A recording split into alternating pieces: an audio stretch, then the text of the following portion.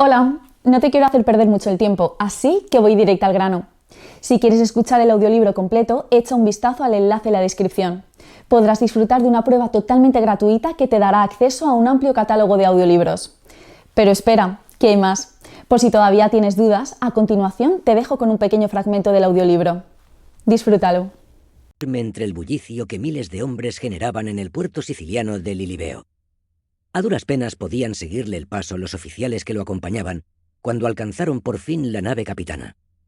Sin pronunciar palabra, ascendió la rampa de embarque. Los sonidos de los marineros revisando las jarcias, los carpinteros reparando los toletes, los remeros desfilando hacia sus puestos. Nada parecía perturbarle. Ni por un instante había apartado la vista del horizonte mientras se acercaba a la proa. Allí se encontraba África, su destino, y el de todos los que le seguían. Escipión parecía dispuesto a nadar si los preparativos se demoraban aún más. No podía esperar para enfrentarse a Aníbal, el león de Cartago, que tantos problemas había causado a los romanos. Retuvo con su mano el manto agitado por el fuerte viento repentino y apretó los dientes. Regresaría victorioso, o no lo haría. Es posible que Escipión sintiera algo así antes de desembarcar en territorio enemigo, donde el destino del Mediterráneo occidental se dirimiría en una sola batalla, Zama. Y no debió ser el único. Las vidas de los personajes más ilustres de la historia romana están inevitablemente ligadas al mar. César se enfrentó a los piratas cilicios y empleó su flota para alcanzar Britania. Pompeyo se apoderó del Mediterráneo occidental con sus escuadras hasta derrotar a Mitrídates. Octavio no se habría convertido en emperador sin derrotar a Marco Antonio en Actium. Todos ellos y muchos más, de un modo u otro, se hicieron a la mar. Sin embargo, sus vidas, por importantes que fueran, no eran indispensables. Solo el control del mar se convirtió realmente en una necesidad vital para Roma. Los oficiales, los marineros y los soldados podían sustituirse. Las naves reconstruirse cuantas veces fuera necesario. Ningún riesgo era imposible de afrontar, pero Roma debía controlar el mar. Hubiera sido inviable mantener el control de las provincias mediterráneas sin la flota. Las necesitaban para obtener los recursos que demandaba la ciudad, que además no podían transportarse por tierra. Eso justificaba cualquier sacrificio. Sin conquistar el mar, Roma nunca se habría convertido en el mayor imperio occidental de la antigüedad. Ni siquiera hubiera podido sobrevivir a sus más peligrosos enemigos. Si recordamos las palabras que uno de sus más veteranos centuriones le dedicó a Marco Antonio poco antes de morir, nadie lo diría, pues parecen tratar de incidir siempre en el apego de los romanos a la tierra. Uno de los centuriones que había estado luchando en muchas batallas bajo las órdenes de Antonio y que tenía su cuerpo cubierto de cicatrices, al ver pasar a Antonio le dijo: «General, ¿por qué desprecias estas heridas y esta espada y tu esperanza la depositas en estos viles? Deja a los egipcios y los fenicios que luchen en el mar. Solo danos una tierra sobre la que podamos morir ante nuestros enemigos o podamos vencerlos». Y, sin embargo, dos de los acontecimientos míticos más importantes de la historia de Roma se relacionan con su propia fundación, mostrando una clara conexión con el medio acuático.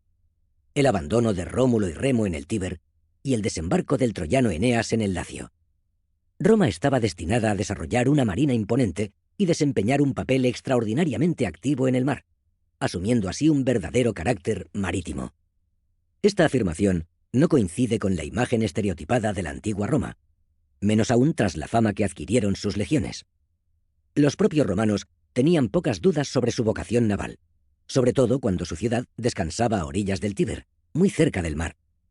El lugar escogido para su fundación no se decidió al azar.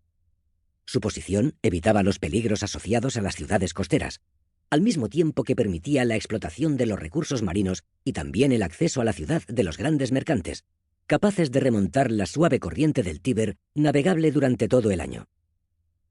Su interés por el medio marino queda patente muy pronto, cuando el cuarto rey de Roma, Anco Marcio, fundó la ciudad y el puerto de Ostia, siglo VII a.C., en la desembocadura del Tíber. Roma contaba con un excelente acceso al mar, y las instalaciones de Ostia permitían el acceso y resguardo de un número importante de naves comerciales que podían descargar allí sus mercancías o remontar el río. Es más, el delta del Tíber se encontraba en pleno mar Tirreno, donde el comercio y la actividad naval bullían desde hacía siglos gracias principalmente a los etruscos. De hecho, el propio Anco Marcio arrebató a los etruscos el control de la colina del Janículo, que por entonces se encontraba en la margen derecha del Tíber, para construir allí una posición fortificada que le permitiría controlar aún más el tráfico fluvial, conectándola con la ciudad a través del puente Sublicio. Ya en aquel momento, parece que la zona del Velabro actuó como puerto fluvial natural de Roma, pero debieron existir otros anclajes funcionales, como el que parece haber existido al otro lado del río, frente al Foro Boario, conocido como Portus Tiberinus. Su construcción corresponde al rey Servio Tulio, sexto rey de Roma, siglo VI a.C., quien sitúa cerca los templos de Fortuna et Mater Matuta y Portunus, la deidad tutelar del puerto romano. Sus instalaciones prestaron servicio durante siglos, pues sabemos que el censor M. Fulvio Nobilior se hizo cargo de su reacondicionamiento en el 179 a.C. No obstante, el enorme desarrollo que experimentó Roma durante el período republicano obligaba a la construcción de un nuevo puerto más adecuado al volumen de mercancías que llegaban a la ciudad, sobre todo teniendo en cuenta que el Portus Tiberino no podía expandirse más hacia el interior, y fue progresivamente abandonado tras la aparición del puerto de Emporium. En el 193 a.C., los cónsules Lucio Emilio Paulo y Marco Emilio Lépido encargaron el que se convertiría en la principal instalación portuaria de Roma a partir de ese momento, gracias a su muelle de 500 metros de largo pavimentado con losas de mármol, sus oficinas y su gran almacén, conocido como Porticus Aemilia, desde el cual las mercancías se trasladaban al cercano distrito comercial del Testaquio.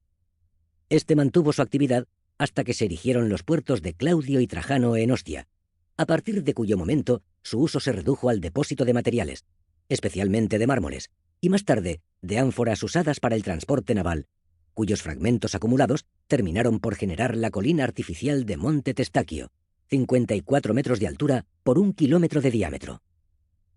El puerto de Ostia, erigido por Anco Marcio para el desarrollo comercial de la ciudad, se adaptó a partir del siglo IV a.C. para convertirse en base de la armada romana.